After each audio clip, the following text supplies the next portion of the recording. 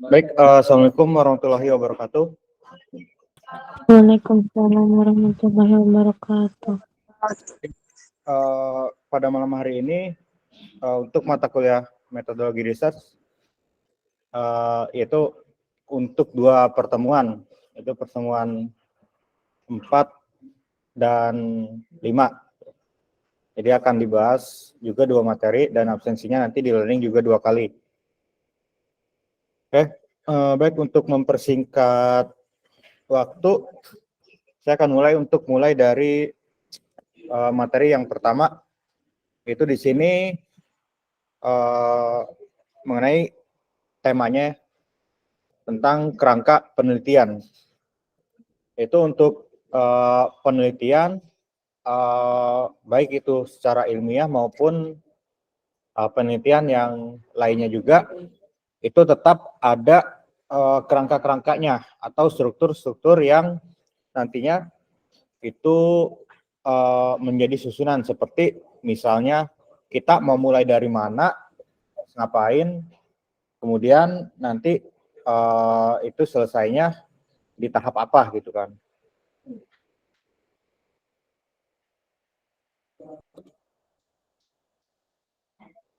Jelaskan ke belakang tulisannya.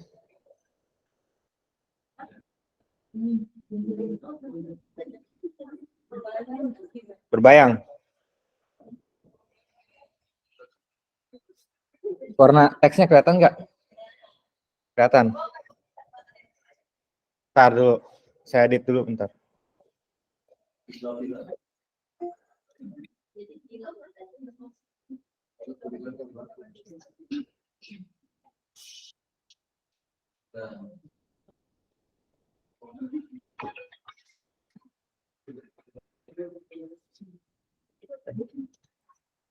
Bentar ya, nggak banyak ini.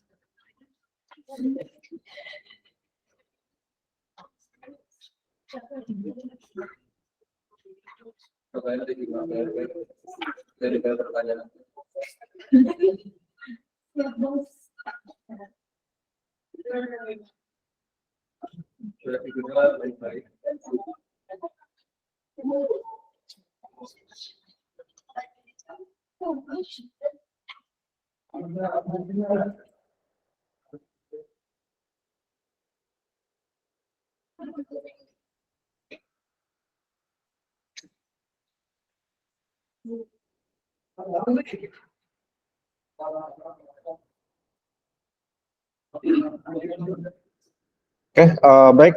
Di sini pada kerangka penelitian ya sebenarnya bertujuan untuk kita mulai memilih baik itu topik, tentuin apa yang mau kita teliti atau yang mau kita research dan masalahnya apa. Nah, itu biasanya tentu ada tahapan-tahapannya atau kerangka kerjanya gitu Pak. Dan juga biasanya itu kita tahapannya itu harus ngapain aja nantinya.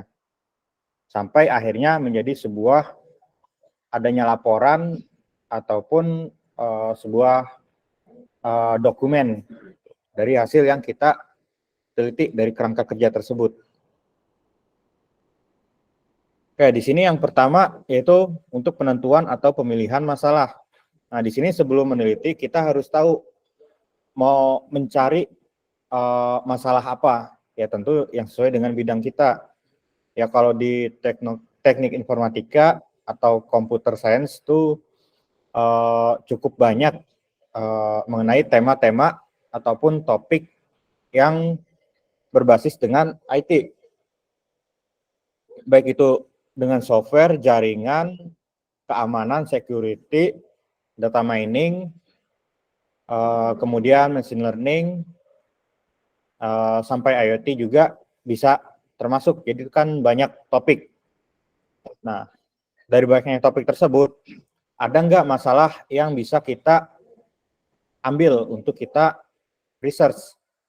Nah, sebelum kita dapat masalah, biasanya kita kan harus baca-baca artikel yang ada sebelumnya. atau yang sudah pernah terpublish. Tuh, baik yang dari penerbit nasional maupun internasional. Ya dari buku juga bisa kan itu. Jika memang sudah lebih ilmiah gitu. Nah, kalau kita udah mencari misalnya referensi, kita sudah mereview artikel maupun jurnal, nah biasanya ketemu kekurangan. Nah, kekurangan itu dari yang sudah ada sebelumnya, kita gabung nih. Kalau misalnya terlalu banyak, kita ambil yang scoop agak lebih kecilnya gitu. Dari masalah keseluruhan yang sudah kita review. Nah, jadi dapat nih masalahnya. Misalnya kalau digabungin ada misalnya 5 masalah utama. Ya karena terlalu berat, ya mungkin kita bagi jadi 2 tahap misalnya.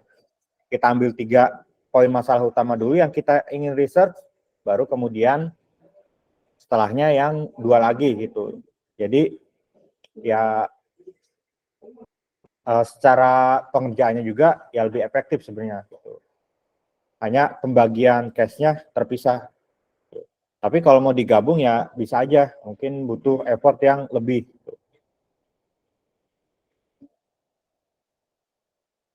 Ya, kemudian latar belakang masalah. Nah, di sini latar belakang masalah kita ambil dari masalah yang udah kita dapat nih dari hasil kita review. Kita jelasin gambaran umumnya. Nah, biasanya gambaran umum itu ya masalah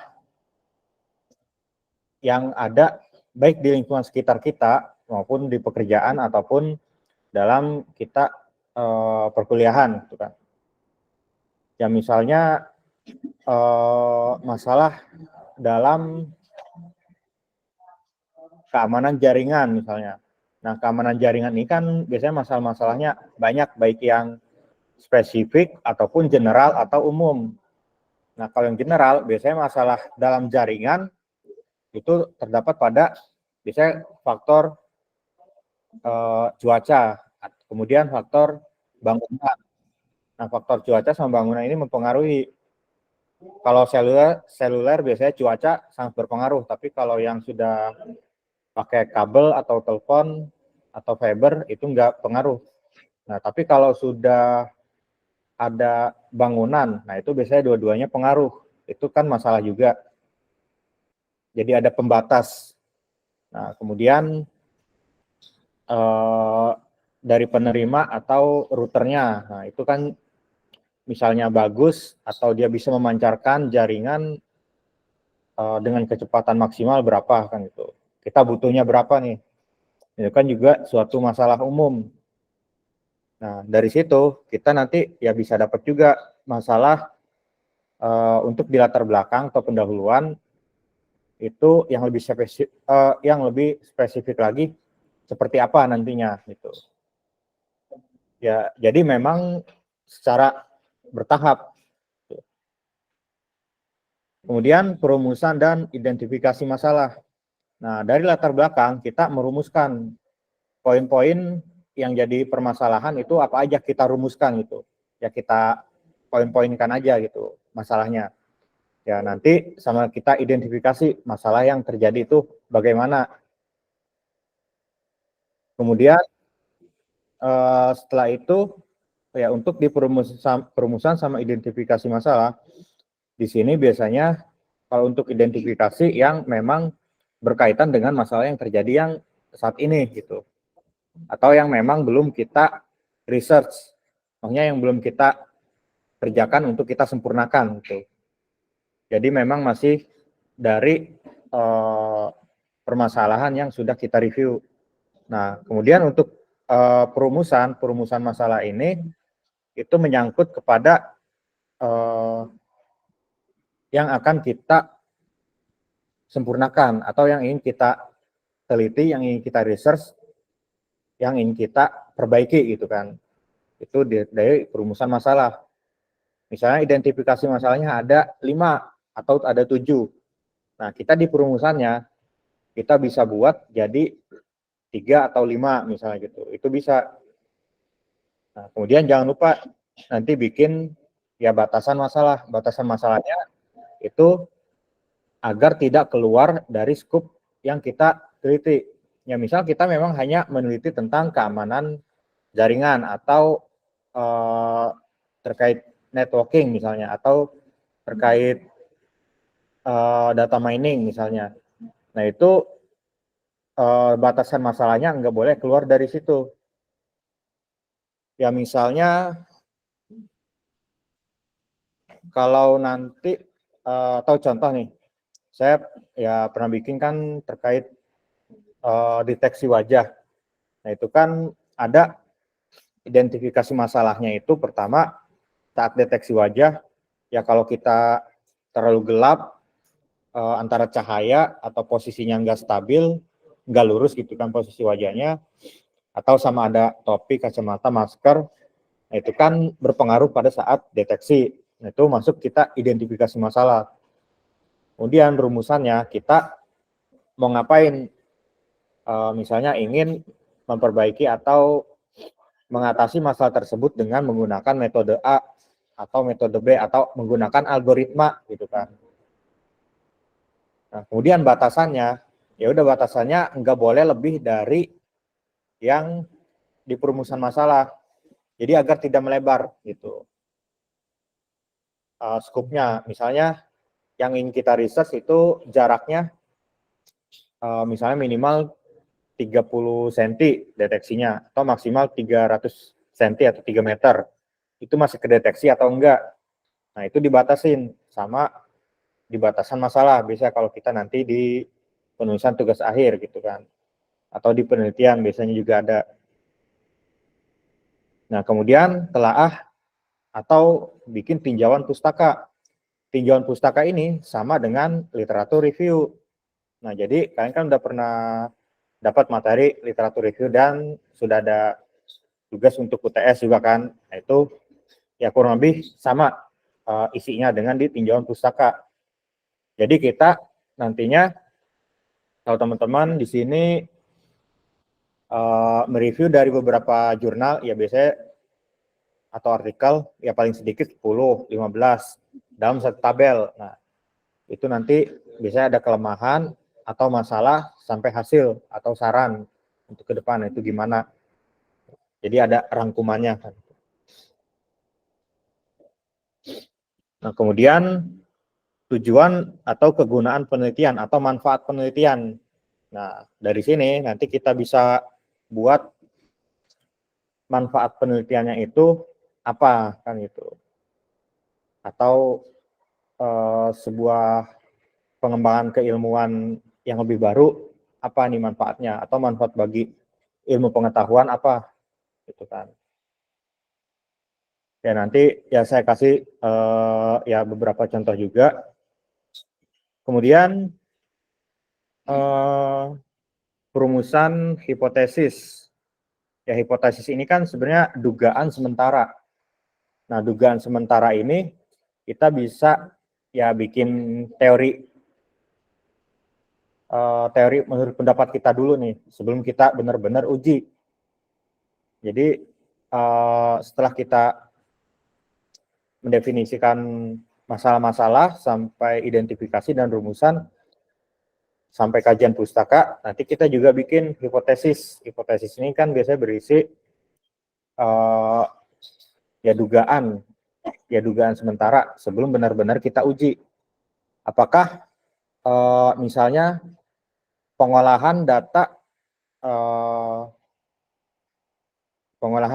dengan menggunakan machine learning dengan metode A atau algoritma A di sini dapat membantu mempermudah pelaporan data atau efisiensi kinerja gitu kan.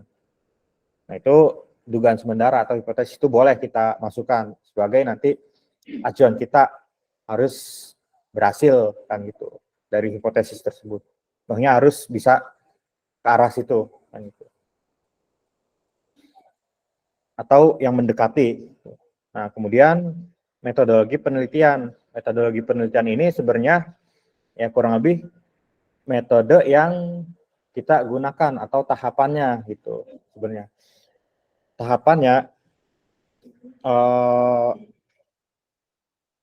Tahapannya mulai dari kita mencari data atau ngumpulin data, terus sampai kita ngolah data, kemudian kita men-training data, testing datanya, sampai dapat hasil yang berupa yang dari kesimpulan. Nah, itu termasuk ke dalam metodologi penelitian. Hanya saja metodologi penelitian biasanya tahapannya beda-beda, banyak macamnya gitu kan. Biasanya memang sebagai acuan kita mengerjakannya gitu. Kemudian penyusunan administrasi penelitian ya, ini biasanya pelaporan dokumen ya atau dokumentasi. Kemudian pengumpulan data. Nah, pengumpulan data di sini itu yang pada poin 9.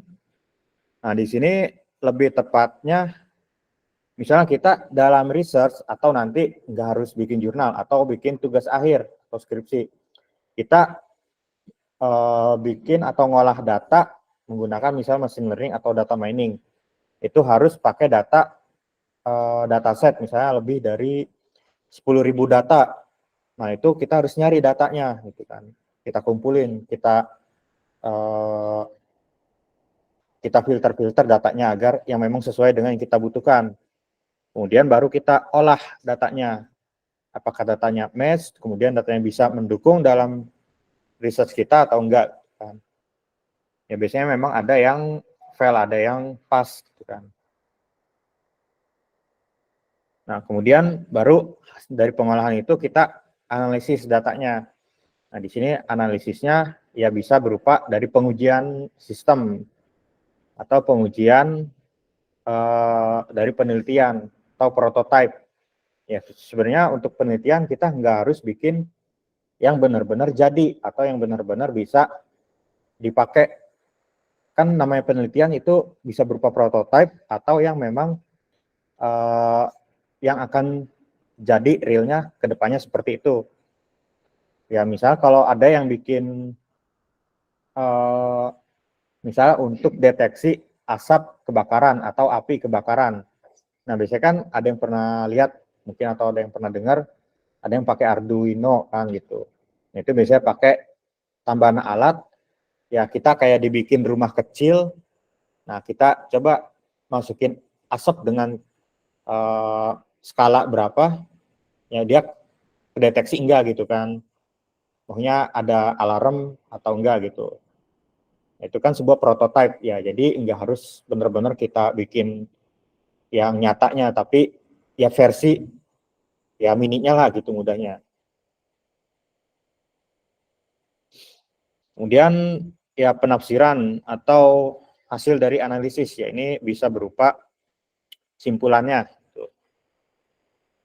Kemudian penyusunan laporan ya, ini dokumentasi, tergantung kita risetnya dalam bentuk artikel atau jurnal atau bisa dalam riset atau penelitian dalam bentuk yang lain gitu. Biasanya beda-beda secara kerangkanya.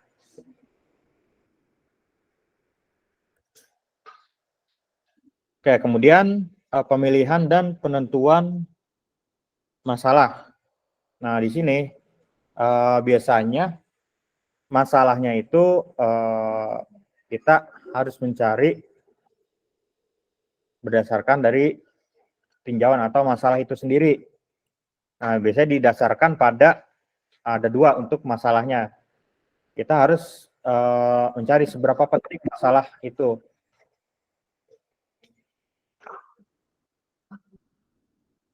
Atau misalnya dari kalian ada yang ngalamin nggak menggunakan sebuah aplikasi atau website atau apapun itu suka ada masalah yang sering atau memang itu harus bisa diperbaiki atau enggak gitu. Ada enggak misalnya? Ya misalnya di HP nih, kan ada Face ID ya. Nah, di Face ID itu ada yang cepat, ada yang lambat kan gitu. Atau kalau cepat, kalau kita gerak dikit, dia nggak kedeteksi kan gitu. Atau kalau kurang cahaya. Nah, kalau kurang cahaya juga kan kadang pengaruh. Nah, atau kalau misalnya itu pakai data di database-nya atau kuncinya itu kan pakai foto kita.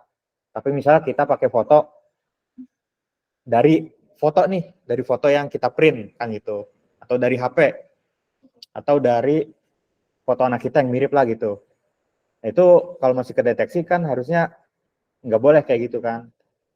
Karena memang biasanya wajah itu walaupun punya kembaran, tetap ada bedanya gitu kan. Jadi ya itu sebenarnya suatu masalah yang atau permasalahan yang bisa dikembangkan lagi agar lebih baik gitu. Ya memang kita nggak ada impact untuk benerin dari segi software atau tools di HP tersebut, tapi kita bisa jadi sumbangsih atau ilmu pengetahuan nantinya bisa jadi referensi untuk orang lain atau tim riset dari produksi handphone tersebut atau perangkat tersebut misalnya gitu kan. Jadi bisa juga jadi referensi bahwa dengan menggunakan algoritma ini bisa loh gitu kan untuk membaca beda antara wajah asli, foto, kembaran atau anak gitu. Ya, kemudian jenis masalah. Nah, di sini jenis masalah itu ya biasanya ya jenis-jenisnya baik umum atau ya spesifik, biasanya pada umumnya kurang lebih kayak gitu. Kemudian dari diri peneliti, dari kita nih, misal di sini harus melihat kemampuan, waktu. Waalaikumsalam. Tadi bukan di depan. Makan dulu, Pak. Oke, kemudian dari peneliti di sini harus kita untuk pemilihan dan penentuan masalah, kita harus melihat kemampuan kita dulu, bisanya sampai mana gitu kan. Ya maunya nggak boleh maksain juga gitu. Ya kalau kita bisanya ya memang bisa banget lah gitu kan, ya udah kita ambil gitu kan untuk permasalahannya atau penentuan topiknya gitu. Ya kalau kita memang dirasa kita kurang sanggup gitu, ya udah kita mentoknya cukup sampai sini dulu untuk permasalahannya. Kemudian waktu, nah waktu biasanya waktu kita mengerjakan, meneliti sampai bikin prototipe atau ngumpulin datanya, ngumpulin yang data yang diolah gitu. Itu bagaimana? Ada enggak kan gitu. Kemudian dana, ya ini uang. Bisa dana ini berupa kita misalnya menelitinya harus membeli alat. Ya walaupun kadang enggak terlalu mahal atau sedang lah gitu kan. Atau mungkin kalau untuk ukuran mahasiswa biasanya mahal kan gitu. Nah, atau ya bisa dibeli tapi cukup sekali. Nah, itu kan pertimbangan juga nih. Ya sama tenaga, ya tenaga pikiran. Nah, ini kan juga bisa jadi pertimbangan kita gitu kan. Kemudian faktor yang perlu dipertimbangkan juga data yang dapat diperoleh. Nah, data yang dapat diperoleh ini bisa dari datanya itu bisa dari data publik, artinya memang data yang bisa kita ambil atau kita olah secara bersama-sama dengan orang dari manapun, atau dari luar Indonesia juga, atau dari negara manapun kan gitu. Atau kalau memang datanya spesifik, data perusahaan, itu memang biasanya harus ada izinnya gitu. Karena kadang ada data yang rahasia sifatnya gitu, nggak boleh disebarluaskan. Kemudian masalah yang dapat ditangani. Nah, ini ya termasuk ke dalam penentuan masalah. Misalnya diidentifikasi kita ada menemukan banyak masalah nih. Tapi pada rumusan kita membuatnya masalahnya jadi lebih sedikit, maksudnya enggak semuanya kita ambil untuk kita riset. Ya itu bisa karena ya memang mungkin kita bisa handle-nya sampai situ dulu. Nah, next-nya baru dilanjut gitu kan.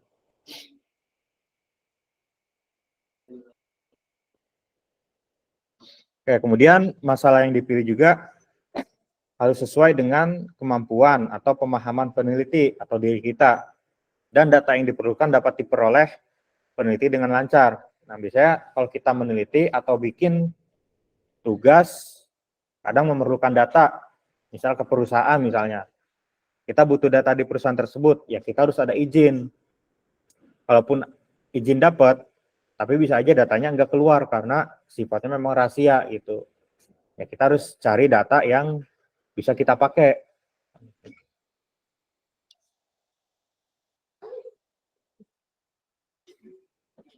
Oke, tadi di sini latar belakang ya, sebenarnya kurang lebih tepatnya berisi masalah-masalah yang ada, baik itu masalah umum atau masalah yang spesifik gitu.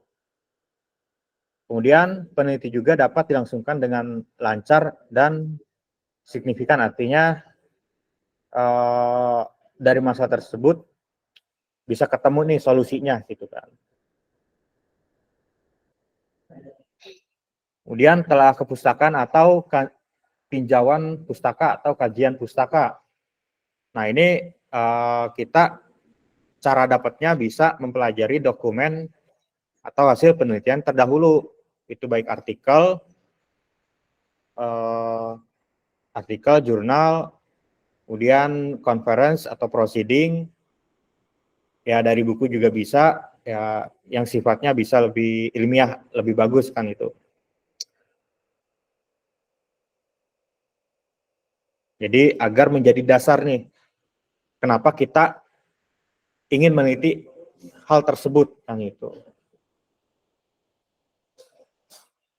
Kemudian tujuan serta kegunaan penelitian atau tujuan dan manfaat, biasanya tujuan dan manfaat. Nah di sini tujuannya biasanya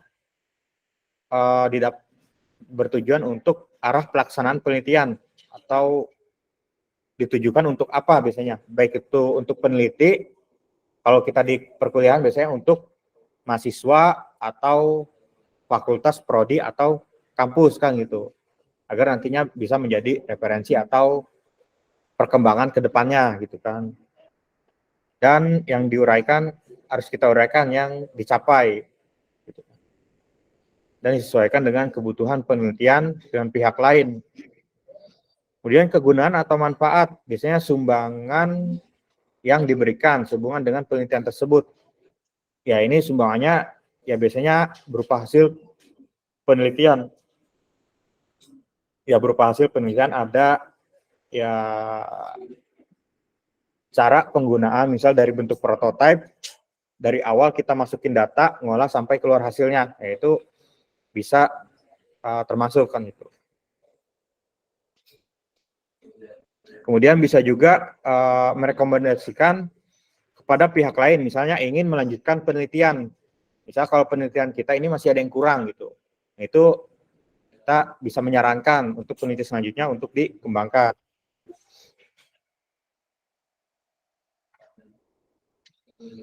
Oke, kemudian untuk metodologi penelitian, biasanya di sini mencakup prosedur, tahapan-tahapan, serta alat yang kita gunakan, atau metode atau algoritma yang kita gunakan. Itu termasuk dalam metode penelitian. Uraian tahapan pelaksanaan penelitian atau kegiatan. Alat, pengumpulan data yang diolah, kemudian penentuan sampel atau pemilihan data, pengumpulan data juga termasuk ke dalam metodologi penelitian. Jadi ini semuanya nanti digabung ke dalam satu flow atau alur. Nah, kemudian pengumpulan serta pengolahan data. Pengumpulan data biasanya untuk menguji hipotesis yang telah dirumuskan. Tadi kan hipotesis itu dugaan sementara. Jadi untuk mengetahui apakah dugaan sementara kita ini itu benar, nanti bisa diuji apa enggak kan itu dengan data yang kita kumpulkan. Kemudian validasi atau kita validate data dan keandalannya data, serta data yang diperoleh terjamin kan gitu. Baik dengan pengumpulan data yang digunakan serta alatnya yang tepat. Kemudian pengolahan data. Di sini datanya sudah terkumpul dengan lengkap. Kegiatan pengolahan data bisa dari editing, kemudian coding atau tabulasi ya. Itu untuk biasanya teknik-teknik pengolahan data.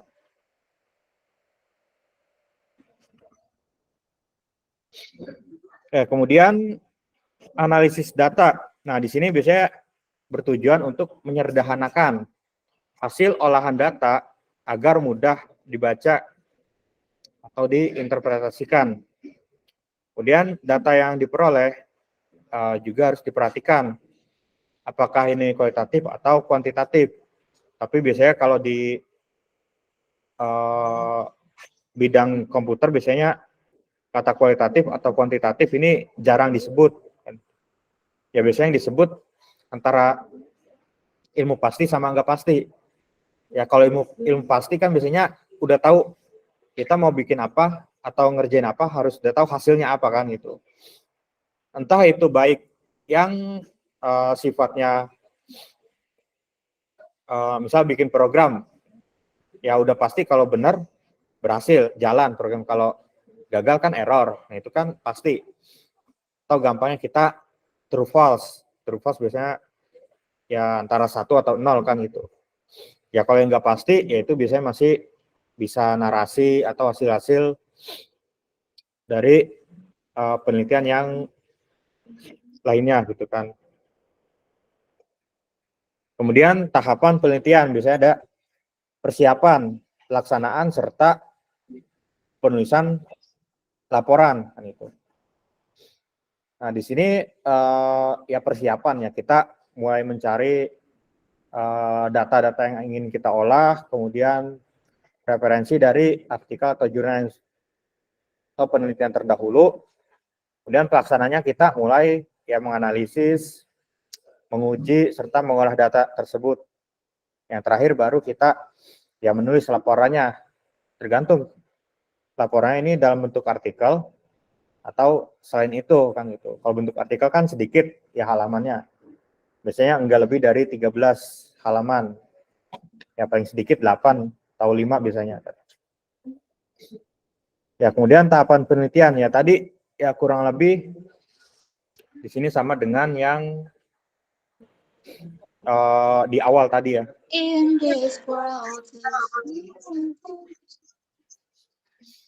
Oke, kemudian rancangan penelitian.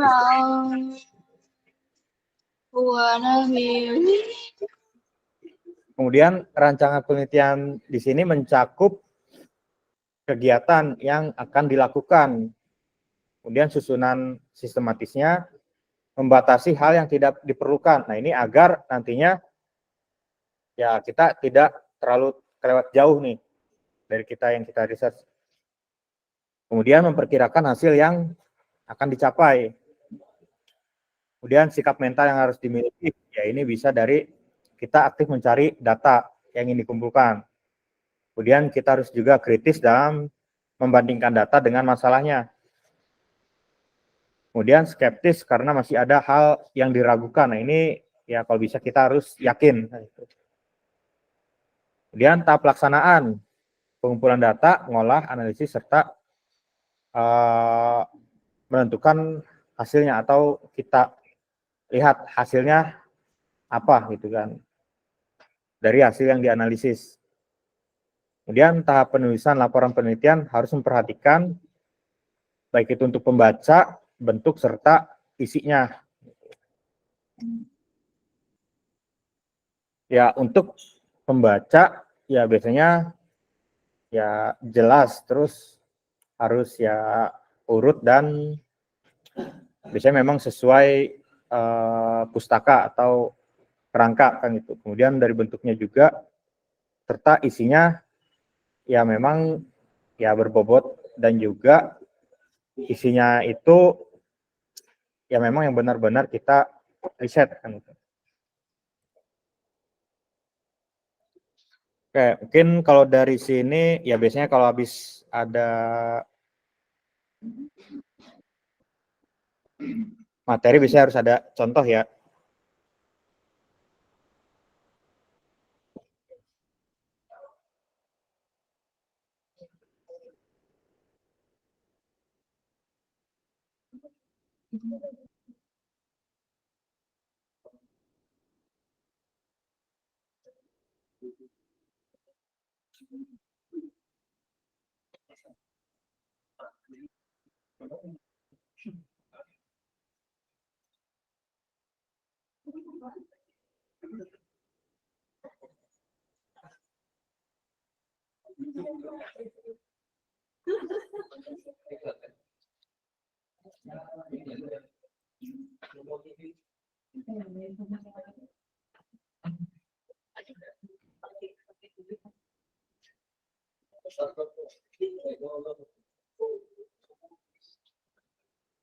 Oke, jelas ya tulisannya. Oke, di sini ya sebagai contoh dari ya dokumen saya juga di sini yaitu meneliti untuk pengenalan wajah. Tadi kan di sini ya semoga nanti kepakai juga nih untuk ya kalian mulai ada gambaran nih. Ya misalnya untuk tugas akhir atau skripsi gitu kan. Nah, di sini biasanya latar belakang. Latar belakang kita jelasin. Ya nggak usah banyak-banyak, biasanya pengenalan wajah biasanya untuk apa kan gitu. Untuk kita mengetahui kan apakah ada wajah atau yang dapat dideteksi atau enggak kan, atau yang dikenali kan gitu. Baik itu antara komputer dengan manusia. Ya mudahnya kan gitu. Nah, kemudian di sini mulai masuk nih. Ini kan introduction, kenalin. Kemudian mulai masuk masalah. Di sini sistem pengenalan wajah yang pertama mendeteksi keberadaan wajah baik itu dalam gambar atau video. Nah, teknologi pengenalan wajah atau face detection diterapkan dengan berbagai aspek untuk autentifikasi dan identifikasi. Autentifikasi biasanya kan untuk kita login ke aplikasi, yaitu baik menggunakan Face ID atau diidentifikasi ya wajah kita dengan KTP kita misalnya sama apa enggak dengan SIM atau dengan paspor kan itu. Nah, kemudian biasanya di sini nah pengenalan wajah biasanya terlihat mudah nih. Tapi untuk pendeteksian dengan komputer biasanya masih ada hambatan atau tantangan yang diakibatnya akan ada hilangnya informasi. Misal saat adanya terjadi pada posisi. Nah, posisinya kan biasanya kita harus lurus. Nah, di sini kalau dideteksinya kita ada miring ke kanan atau ke kiri, atau nunduk lah, atau ke atas. Nah, itu kan biasanya enggak cepat atau lambat. Kadang udah mau hijau, tapi merah lagi kan gitu. Ya seenggaknya pernah nyoba lah gitu. Atau verifikasi aplikasi Gojek atau Grab. Kan ada kan verifikasi akun. Kemudian sudut pandang, cahaya, itu juga termasuk dalam hambatan secara umum kan gitu. Nah, kemudian di sini setelah biasanya paragraf pertama kita jelasin apa yang memang menjadi permasalahan secara umum ya, secara umum. Atau kalau mau lebih spesifik ya tinggal kita tuliskan aja dari umum, kemudian lebih spesifik lagi apa masalahnya gitu. Ya biasanya kalau kita bikin ya skripsi, tugas akhir, biasanya pasti nyari masalah kan gitu. Nyari yang memang harus dibenerin kan gitu. Atau udah punya sistem, tapi sistemnya ini kurang handal atau kurang cepat, kurang akurat, kan itu masih masalah kan. Nah itu kita cari nih masalahnya apa. Seenggaknya yang dalam kalimatnya ini bisa ilmiah gitu. Nah setelah dari situ kemudian dibuat dijelaskan masalah-masalah umumnya, kemudian kita bandingkan juga nih di latar belakang dari penelitian sebelumnya dengan menggunakan beberapa kombinasi metode dari machine learning. Di antaranya ada metode atau algoritma DWT, PCA, LDA, CNN, fuzzy. Ini 5 metode, kemudian hasilnya tingkat deteksi ini sekian persen. Tapi kan kita nggak tahu sampelnya berapa, jadi perbandingannya berapa kan gitu. Kemudian untuk kasus terburuk atau gagalnya.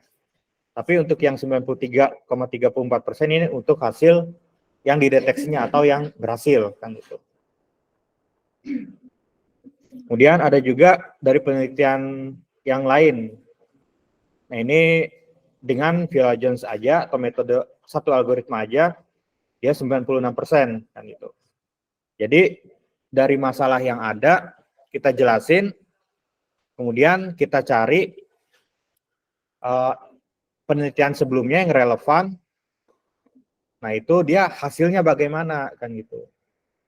Ya misalnya dalam segi persentase kurang atau bagus, tapi dia ada yang nggak bisa dikenali. Misalnya kalau terlalu gelap, dia kurang terdeteksi nih gitu. Banyak gagalnya walaupun ada yang berhasil. Nah itu bisa kita ambil nih sebagai yang ingin kita riset kan itu.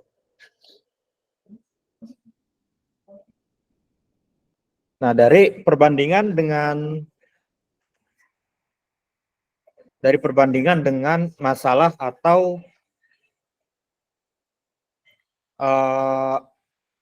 penelitian terdahulu ya.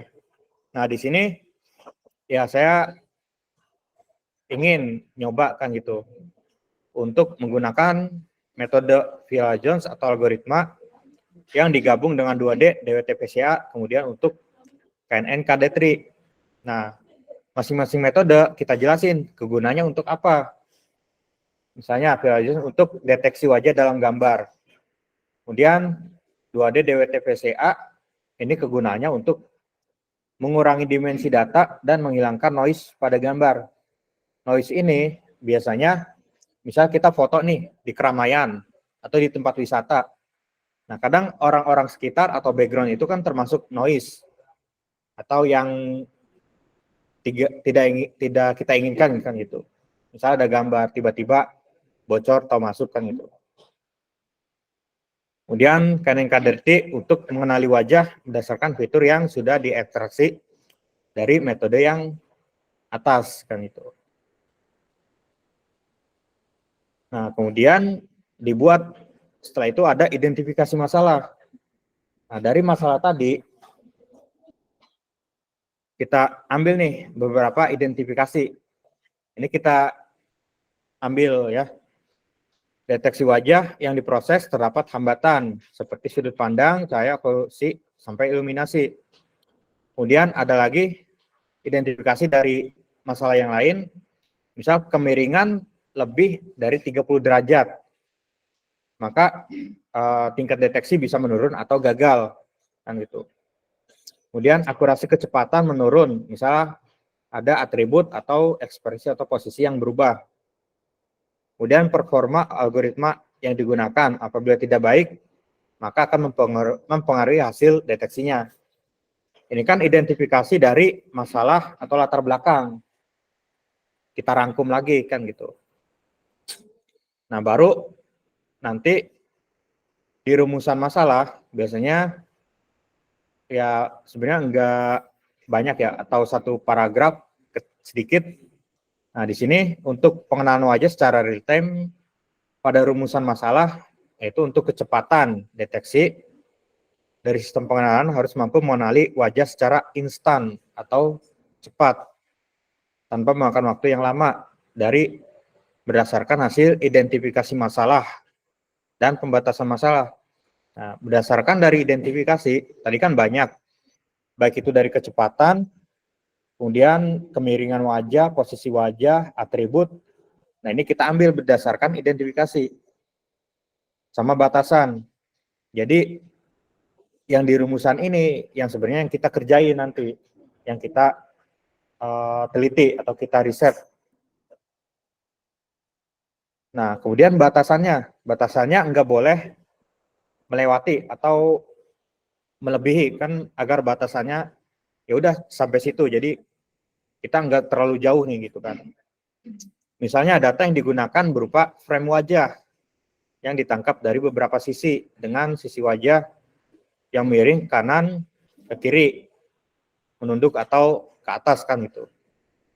Kemudian untuk metode juga disebutkan yang digunakan.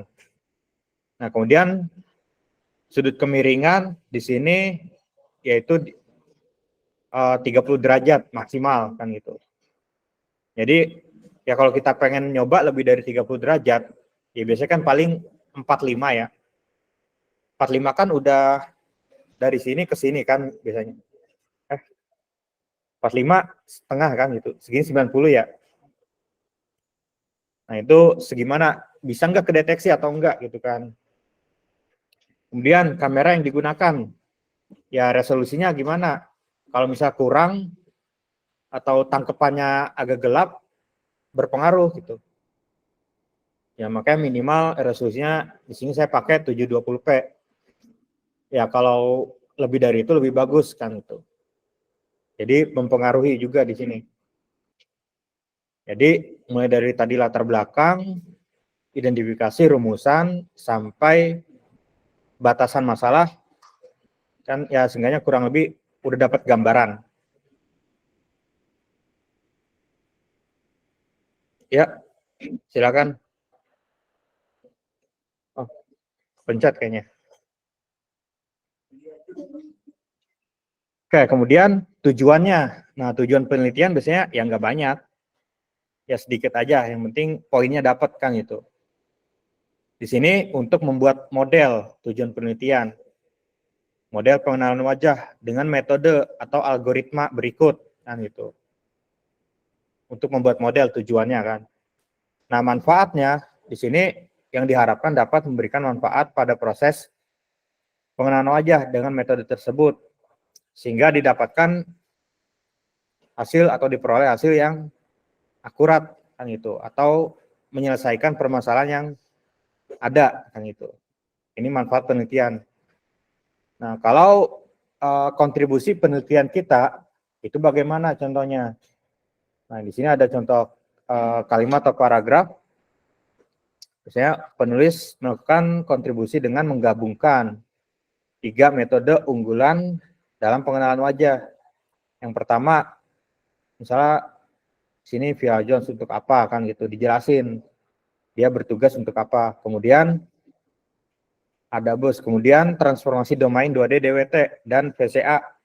Kita jelasin dia untuk apa dalam riset kita atau pengolahan datanya untuk apa bertugasnya gitu kan. Kemudian KNN-KDRT juga untuk apa. Maka dari hasil penelitian menunjukkan bahwa pendekatan yang secara signifikan meningkatkan akurasi dan kecepatan pengenalan wajah serta memberikan kinerja yang lebih baik dalam pengenalan. Oke, kemudian selanjutnya untuk yang contoh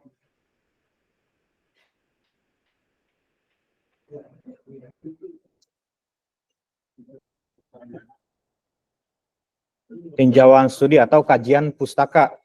Ya ini kurang lebih sama dengan yang kemarin saya tugaskan kan itu. Kalian nyari referensi jurnal atau artikel yang terkait kan itu. Metodenya pakai apa, kekurangan atau masalahnya apa, sampai hasil penelitiannya apa kan itu. Dari itu nanti kita buat ya simpulan dari beberapa jurnal yang ada kan gitu. Nah, makanya dari yang sudah kita review pustakanya atau kita tinjau didapatkan, maka dari hasil review pada beberapa paper di sini pada penelitian disimpulkan bahwa untuk pengenalan wajah atau pendeteksian pada masing-masing paper dibahas seperti jarak deteksi, masker, intensitas cahaya sampai tingkat kecepatan deteksi atau posisi wajah. Nah, di sini pada penelitian dikembangkan pada proses deteksi wajah dengan beberapa permasalahan. Nah, jadi kita juga buat apa namanya kesimpulan dari keseluruhan yang kita review gitu. Kan nanti ada 20 yang direview ya. Dan ada soal yang keduanya, kalian harus bikin kesimpulannya kan gitu. Dari keseluruhan apa. Ya, jadi biar dapat poinnya juga kan gitu. Oke, kemudian untuk metode penelitian atau metodologi penelitian. Ya, metode penelitian atau metodologi itu biasanya banyak macamnya. Ya dok, kalau ya pengen sederhana yang udah ada, ya kita bisa pakai waterfall. Ya kalau bikin sistem ya waterfall aja atau SDLC. Itu udah paling umum. Tapi kalau kita bisa bikin metode penelitian sesuai yang kita mau, nah di sini kita bisa nih. Di sini saya contohnya bikin metode penelitian untuk deteksi wajah dengan metode berikut kan itu. Yang pertama, di sini saya harus ngumpulin dataset wajah, ngumpulin foto-foto wajah kan itu. Kemudian membuat pelatihan atau training data wajah dengan metode Viala-Jones di sini. Jadi sudah mulai membuat prototipenya juga. Ini secara gambaran besarnya kan itu. Kemudian reduksi dimensi atau dimensi datanya, fiturnya mulai dikurangi kan itu dengan metode atau algoritma 2D DWC PCA. Kemudian mulai diidentifikasi atau dikenali dengan metode KNN. Setelah itu evaluasi. Nah, evaluasi ya berarti dari hasilnya. Baik itu hasilnya memuaskan atau kurang ya kita tulis kan itu hasilnya. Namanya penelitian atau research nggak harus yang selalu 100% bagus kan itu. Ya di sini saya hasilnya kan 80% koma sekian kalau nggak salah. Jadi ya udah ditulis apa adanya gitu kan. Nah, kemudian untuk ya detailnya ya baru kita jelasin di sini dari masing-masing proses tersebut. Ini ngumpulin dataset, kita ngapain nih di dalamnya kan gitu. Kemudian membuat pelatihan, di sini tahapannya apa aja, ya kita jelasin. Jadi ini termasuk ke dalam langkah metodologi penelitian atau metode penelitian gitu. Ya langkah-langkah penelitian, ya di sini langkah-langkahnya ya lebih kurang lebih mirip dengan yang tadi, tapi ya lebih detail secara mungkin mulai kita analisanya gitu kan dari ngumpulin data, ngeproses dataset, ini lebih ke kita bikin prototype atau bikin tools atau bikin model atau bikin sistem gitu.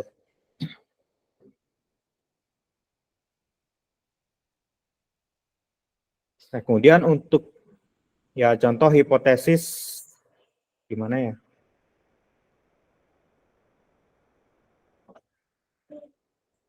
Hipotesis sementara atau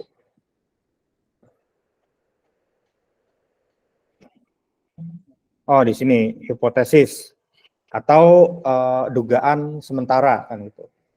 Ya di sini dugaan sementara dari saya sendiri sebagai peneliti ya menggunakan algoritma Viala-Jones. Kemudian untuk penelitian ini digunakan sebagai proses pembelajaran deteksi wajah dan juga untuk pemrosesan metode yang lain digunakan untuk dimensi fitur dan juga untuk pemrosesan jumlah data yang besar. Jadi ya dugaan sementara kita kalau pakai ya gabungan algoritma ini bisa nih ada setidaknya keluar hasil atau kalau bisa lebih baik kan gitu dari yang sebelum-sebelumnya. Ya makanya dari itu nanti kita buat pengujian, bikin prototype, ngambil data, nyari data kan gitu. Ya dari sini juga ya termasuk tahapan penelitian kan gitu.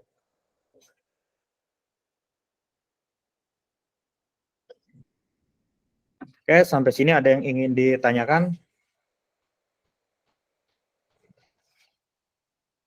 Ya, kayaknya pada ngantuk berat ya.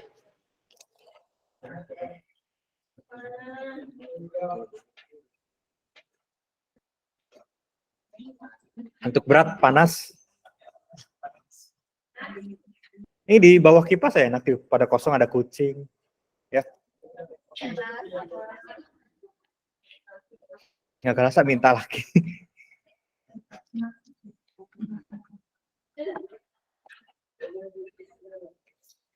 Oke, lanjut sedikit ya.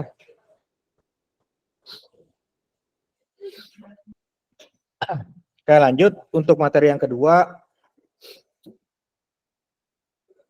Kita mata kuliah ini kan sebenarnya 1 jam ya. Karena SKS-nya sedikit. Jadi yang keduanya paling setengah jam. Tuh.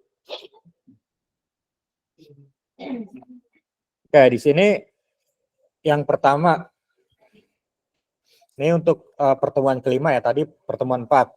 Sekarang pertemuan kelima, jangan lupa absen di learning juga 2 kali, itu saya buat absennya. Oke, di sini yang pertama untuk theoretical framework, ya atau sebuah kerangka kerja, atau teori kerangka kerja kan itu. Framework kan kerangka kerja kan. Jadi di sini termasuk ke dalam diantaranya ada teori, penelitian yang relevan, kemudian karakteristik organisasi atau data. Jadi teori-teori yang ada, teori baik itu sebuah pendapat seseorang yang sudah diuji secara ilmiah atau yang benar sudah teruji, kemudian atau sebuah metode atau algoritma. Kemudian penelitian yang relevan serta karakteristik data. Nah, di sini jadi satu nih sebagai nantinya theoretical framework atau teori sebagai nanti kerangka kerja kita. Ya, misalnya kita ingin mencari penelitian yang relevan dengan apa nih? Misalnya siapa ya? Ferdi misalnya. Ferdi di UTS-nya kelompoknya review jurnalnya tentang apa temanya? Software development, ada lebih khususnya lagi nggak tentang apa?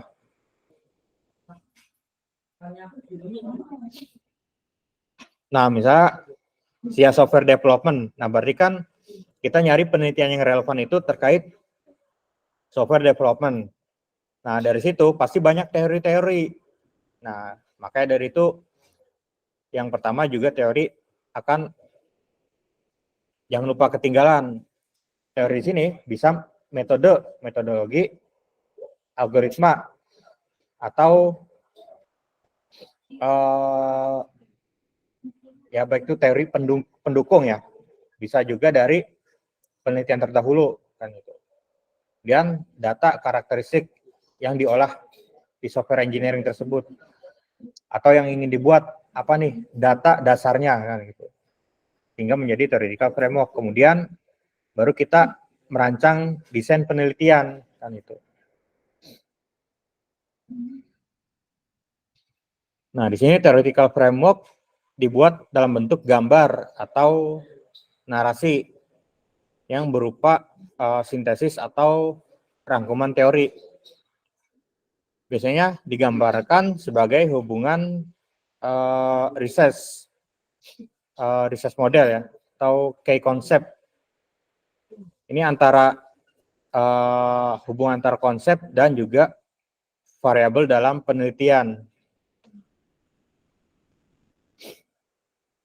Kemudian komponen serta kerangka teoritis yang terkait, yang kemudian juga diterjemahkan menjadi research step atau metodologi penelitian. Ya, jadi ya dari konsep serta variabel-variabel yang digunakan, misalnya dalam software engineering. Nah, itu kan banyak variabel-variabel. Nah, software engineering itu yang dibahas apa kan gitu. Yang ingin kita riset apa? Itu kan termasuk variabel. Dan konsepnya mau seperti apa? Misalnya yang sebelumnya itu pakai konsep A, konsep B, konsep Y.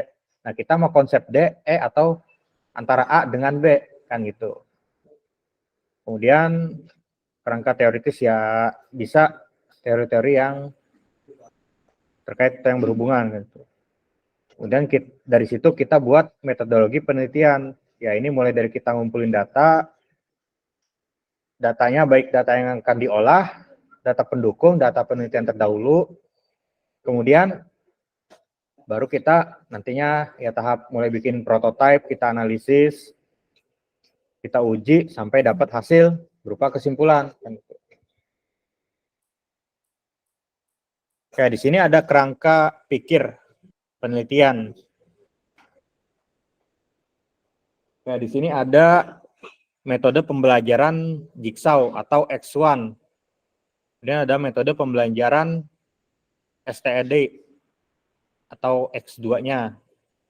Kemudian hasilnya belajar IPA jadi Y. Jadi ya dari dua metode ini bisa jadi sebuah hasil yang baru atau yang lebih efisiensi kan gitu, atau yang lebih tepat atau yang lebih cepat kan gitu kan. Jadi bisa jadi sebuah kebaruan kan gitu dari metode. Nah, kemudian di sini contoh untuk penggambaran hubungan antara konsep. Ya, di sini ada fitur dari sistem dan capability serta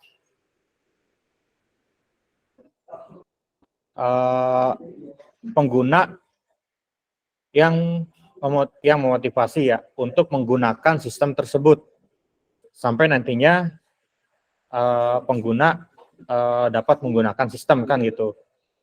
Jadi di sini mulai ada konsep yaitu desain ini untuk ya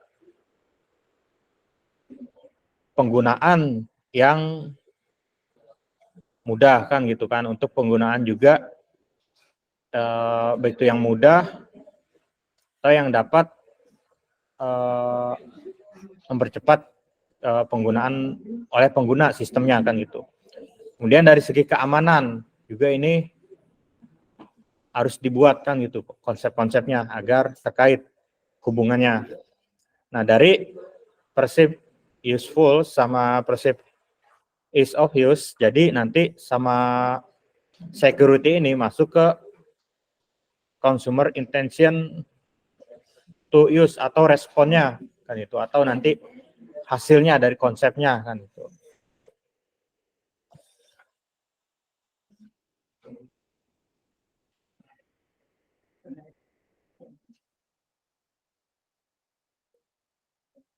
Kemudian juga ada contoh lain di sini, pengaruh penggunaan Twitter terhadap peningkatan rating dan share pada program rating and share ya pada program acara televisi. Ya, di sini theoretical framework-nya. Ini dari sumbernya ada dari pengaruh atau dari tahun 2014 oleh Alvin Bonara. Ya, di sini ada sumbernya. Jadi dari sosial media matriksnya. Di sini Twitter dan di sini ada program acara televisi rating and share-nya kan itu. Nah, di sini dari Twitternya ya baik itu sumber-sumber atau teori. Di sini terkait followers, rating, retweet, reply, mention, hashtag, URL sama klik ini akan berpengaruh kepada rating televisi sama share. Biasanya kalau kita ya lihat di Twitter ada yang sedang mungkin di hashtag biasanya kan gitu. Ada yang lagi dibahas tiba-tiba apa namanya kalau trending lah gitu ya. Ya kalau lagi trending kan gitu. Ya biasanya akan berpengaruh nih. Ya, entah itu di media-media tersebut atau media yang lain kan itu. Jadi akan mempengaruhi juga dalam informasi pemberitaan dan lainnya. Oke, kemudian metodologi penelitian. Oke, metodologi penelitian ini mulai dari kita menentukan masalah penelitian. Ini yang gambar atas kiri ya. Menentukan masalah penelitian, kita observasi masalahnya berdasarkan realita objek penelitian yang ada. Ya, baik itu masalah umum, spesifik kan gitu. Kemudian studi literatur, ya kita review jurnal, artikel, atau buku dari penelitian sebelumnya. Kemudian perumusan hipotesis. Ya, di sini kita buat ya beberapa hipotesis Ya kalau bisa sebenarnya ya minimal kan 1. Ya kalau bisa hipotesisnya kan lebih dari 1, atau kan dugaan sementara itu kan bisa macam-macam kan gitu. Nah, itu kita rumuskan atau kita buat hipotesisnya. Kemudian pengumpulan data primer sama data sekunder. Ya data primer kan data utama. Nah, ini tadi ya dari Twitter kan itu. Data sekundernya atau data pendukungnya dari rating and share atau dari yang program televisi. Kemudian akan menjadi uji normalitas, validitas, serta reliabilitas data. Jadi mulai ada untuk tahapan diuji atau divalidasi datanya. Baru kemudian kita analisis dari hasil uji tadi, uji validitas tadi. Sampai nantinya kita dapat mengacu ke pengujian hipotesis yang sudah kita rumuskan atau yang kita buat. Baru terakhir baru ada di kesimpulan dan saran. Nah, ini termasuk ke dalam metodologi penelitian. Ya, kita bisa bikin metode penelitian itu ya sesuai dengan versi kita sendiri. Ya memang ya setidaknya yang harus sesuai kerangka kan gitu. Sesuai urutan, kita mau ngapain dulu. Nah, jadi ya kalau tadi kan saya yang punya saya itu kan metode penelitiannya ya sedikit kan gitu, tapi detailnya dijelasin. Ya kalau ini dia ya dibuat kayak bagan atau flowchart kan gitu, atau alur ya boleh seperti ini. Cuma nanti kita jelasin lagi.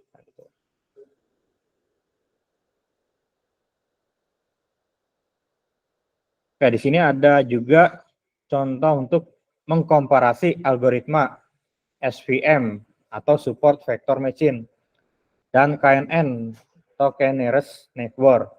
Ya biasanya ini ada di machine learning kan gitu. Atau data mining berbasis PSO atau Particle Swarm Optimization pada analisis sentimen opini publik dari berita kebakaran hutan. Nah, jadi di sini mulai dari sebelah kanan ya berarti measurement conversion matrix, kemudian curve-nya sampai ada model akurasinya. Kemudian metode yang diusulkan kan itu. Di sini mulai dari dataset, kemudian memproses datanya, kemudian diselect fiturnya menggunakan SVM, KNN atau PSO sampai ada hasilnya di indikatornya kan itu. Ya, kemudian tahapan penelitian. Ini ada input, proses, output. Ya, biasanya pasti ada. Di sini harus ada misalnya dataset. Ya, kalau kita ingin mengolah data banyak kan itu. Dataset yang telah dilakukan pre-processing, artinya dari data mentah menjadi data yang benar-benar siap diolah kan itu. Ya, data mentah ya kalau foto misalnya secara pixel masih banyak yang enggak sama kan gitu. Misalnya kita ingin 128 pixel kali 128 pixel. Tapi ada yang 200, 300, 150, 100 atau 80 kan gitu. Nah, itu harus di reprocessing atau kita olah agar datanya sama semuanya gitu kan. Ya, ini tahap prosesnya ya ini mulai dari kita mengolah datanya tadi gitu. Mulai dari pre-processing data, nge-training datanya, kemudian mentesting datanya sampai kita dapat evaluasi datanya. Baru nanti outputnya apa dari masing-masing tahapan tersebut.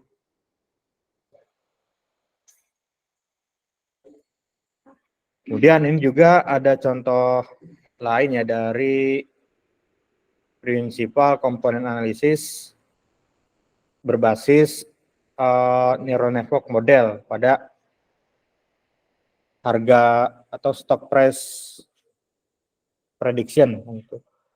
Jadi indikatornya apa, kemudian metode yang diusulkan apa kan itu. Objektifnya ini berupa model dan computing kan gitu.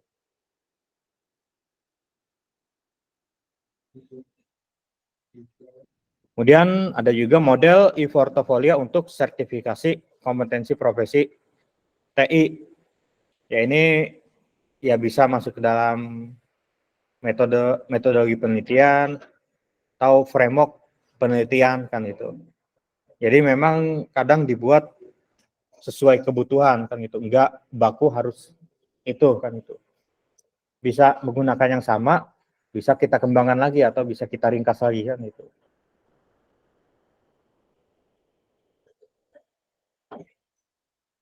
Oke, di sini ya tahapan penelitian kita harus menunjukkan langkah-langkah yang dilakukan untuk menyelesaikan research question atau pertanyaan-pertanyaan dari penelitian. Kemudian sebaiknya dalam penelitian harus dilengkapi dengan gambar. Ya, maksudnya di sini setiap tahapannya harus dilengkapi. Harus ada gambar setiap proses. Jadi agar ketahuan perbedaan antara proses pertama dan kedua apa kan gitu. Bukan hanya kita menjelaskan dalam kalimat. Kemudian pada masing-masing tahapan ditunjukkan dengan komponen, baik itu ada input, proses, dan juga outputnya. Ya ini ya termasuk ke dalam yang perbedaan tadi dari masing setiap tahapan. Kemudian tahapan penelitian juga akan menjadi dasar untuk kita dapat menyusun jadwal penelitian. Ya kita maksudnya menyusun jadwal penelitian di sini artinya kita akan membuat yang namanya itu nanti jadwal penelitian mulai dari pengumpulan data, ya mengolah data, analisis, bikin prototipe sampai bikin hasil analisis kesimpulannya, jadwalnya berapa lama kan itu. Ya di sini ada juga tahapan penelitian ya di sini mulai dari ngumpulin data awal, identifikasi masalah, pelaksanaan tinjauan pustaka, di sini juga ada penjelasannya. Jadi ngapain ini nanti? Misal ada instrumennya berupa wawancara atau observasi kan gitu. Kemudian penyusunan instrumen, pengumpulan data sampai pengolahan data serta analisis, penyusunan model atau pemilihan sistem yang sesuai, validasi sampai penyempurnaan serta didapatkan kesimpulan dan saran. Jadi ini tahapan ya ada lebih detail nih di sini. Masing-masing tahapan ada input kita mau ngapain, metodenya apa, contohnya gitu. Kemudian outputnya apa, jadi ada contoh-contohnya gitu. Sampai didapatkan hasil kesimpulan. Oke, ada pertanyaan sampai sini?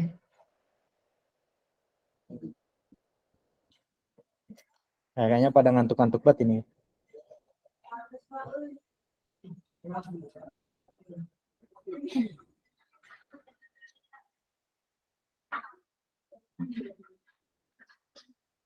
Sudah selesai untuk materi yang kedua.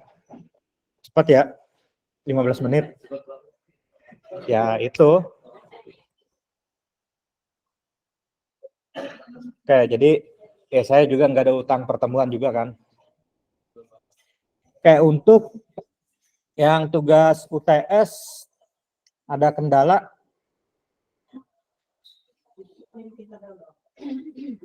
Ya bukan bikin tabel, harus ada isinya. Ya itu tadi kan banyak contoh.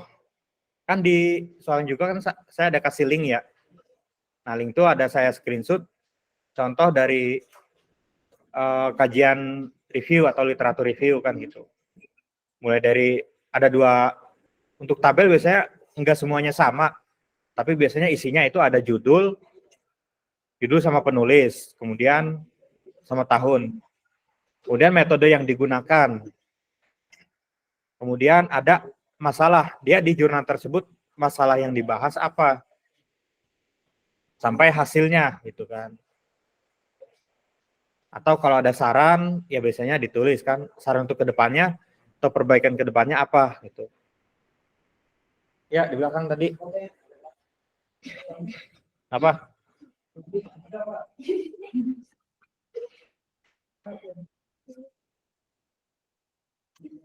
Oke, kemudian ya kalau untuk pengumpulan nanti ketika udah keluar jadwal UTS ya, baru saya buat nanti dikumpulin di learning.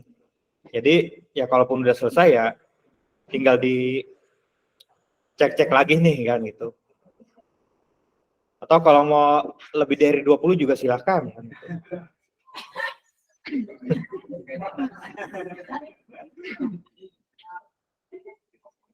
Ya jangan lupa isi di jurnal atau artikelnya kalian baca, kalian lihat. Ya kan biasanya orang nih bikin kayak gimana nih kan gitu. Mulai dari pendahuluan, metode, kemudian kajian pustaka, hasil dan pembahasan sampai kesimpulan tahapannya apa aja kan gitu. Jadi biar kita tahu juga.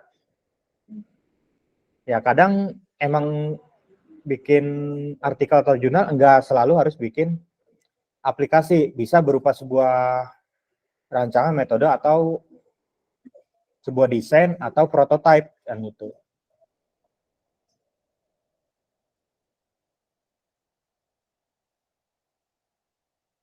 Oke, di e-learning jangan lupa absennya juga 2 kali.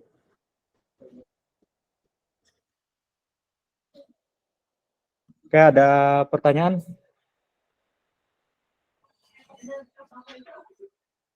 Oh, kalau itu kan ada crossover sama sebelahnya apa? Nah, itu kan diganti aja metode yang digunakan. Iya, kan ada contoh satu tabel lagi ya. Pakai metode yang digunakan aja gitu.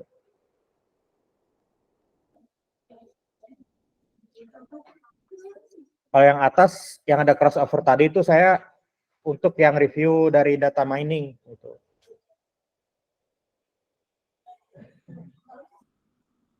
Nah, kan ya metode yang digunakan biasanya disebut nih, biasanya ada di judul, kalau di judul nggak ada, di abstrak biasanya. Kalau di abstrak nggak ada, kita cari di metode penelitian atau hasil dan pembahasan. Biasanya ada di situ. Ya coba aja cari kata metode dulu di Ctrl F lah di search gitu kan. Ada nggak?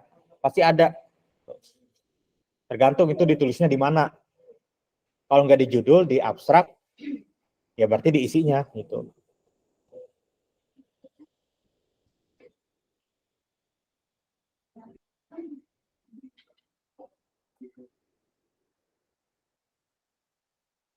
Bapak sudah tidur ya? Itu Ferdi tidur. Ferdi ngantuk kan?